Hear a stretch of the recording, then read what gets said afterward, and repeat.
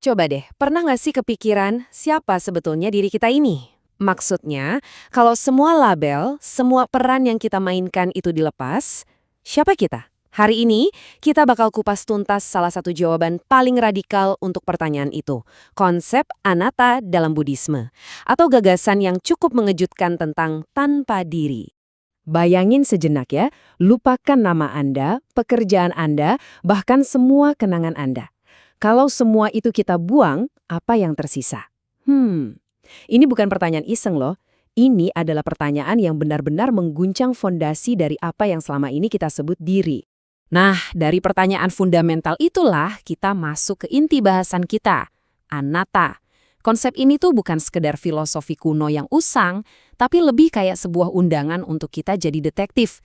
Detektif yang menyelidiki hakikat diri kita sendiri. Oke, jadi apa sih sebenarnya anatta itu? Yuk kita mulai dari definisi dasarnya dulu. Gampangnya gini, anatta itu bilang kalau nggak ada tuh yang namanya inti permanen yang bisa kita tunjuk dan bilang inilah jiwa atau inilah diri sejati gue. Gagasan bahwa ada sesuatu di dalam diri kita yang abadi dan nggak berubah, well, anatta menolak itu semua. Ini ide yang benar-benar radikal, baik pada masanya maupun sampai sekarang. Nah, yang perlu kita tahu, anatta ini nggak berdiri sendiri. Dia itu bagian dari 3 pilar pemikiran, anicca alias ketidakkekalan, dukkha atau penderitaan, dan tentu saja anatta. Logikanya bisa kita urutkan begini. Karena segala sesuatu itu terus berubah alias anicca, kita jadi menderita atau dukkha saat kita berusaha keras berpegang pada sesuatu yang fana, termasuk ilusi tentang diri yang kita anggap permanen alias anatta.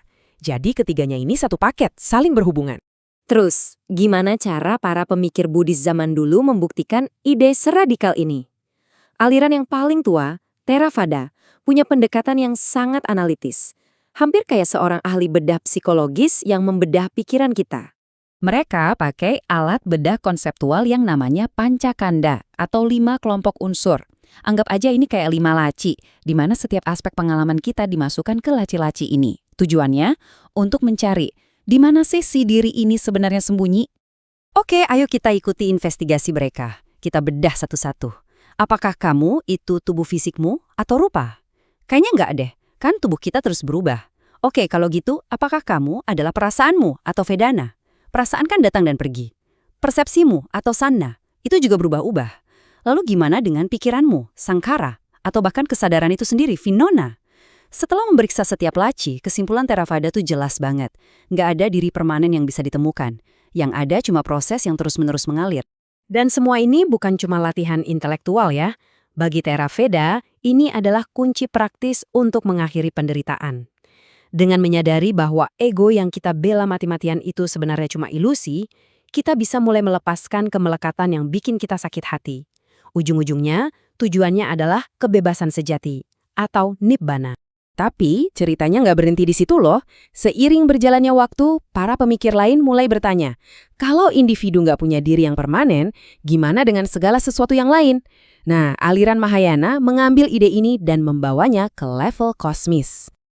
Ini lompatan konseptual yang luar biasa banget. Mahayana berargumen begini, bukan cuma manusia yang nggak punya inti permanen, tapi semua hal, meja di depan kamu, pohon di luar jendela, bahkan planet-planet di angkasa, semuanya juga nggak punya esensi yang berdiri sendiri. Konsep kuncinya di sini adalah sunyata atau kekosongan. Nah ini poin yang super penting. Kosong di sini bukan berarti nggak ada apa-apa. Maksudnya adalah kosong dari keberadaan yang terpisah. Jadi segala sesuatu itu ada, tapi keberadaannya itu hanya karena saling bergantung satu sama lain dalam sebuah jaringan yang tak terbatas. Nah, di sini kita bisa lihat bedanya dengan jelas banget. Theravada itu fokusnya ke dekonstruksi diri pribadi untuk mengakhiri penderitaan individu. Sementara Mahayana, dia mengambil langkah lebih jauh lagi, sampai mendekonstruksi realitas itu sendiri. Fokusnya bergeser dari psikologi ke kosmologi.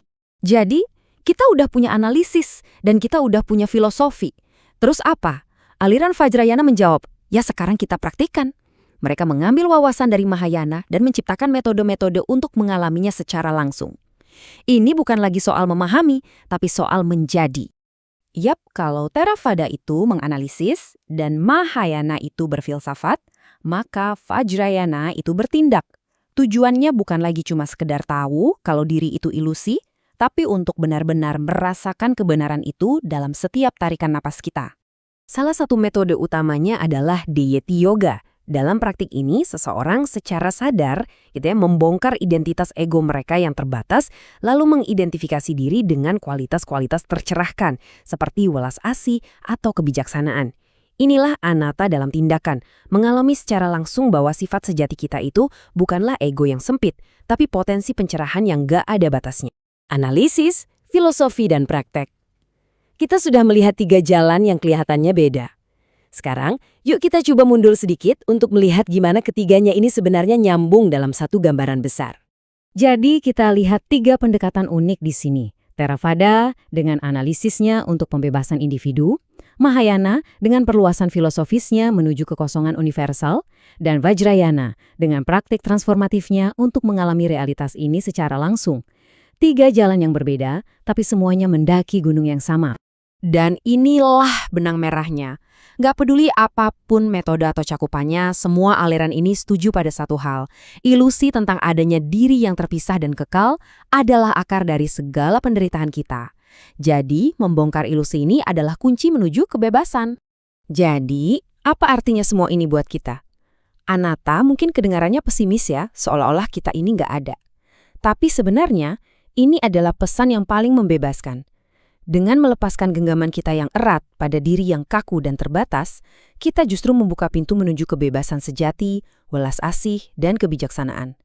Ini bukan tentang menjadi tiada, tapi justru tentang menjadi tak terbatas.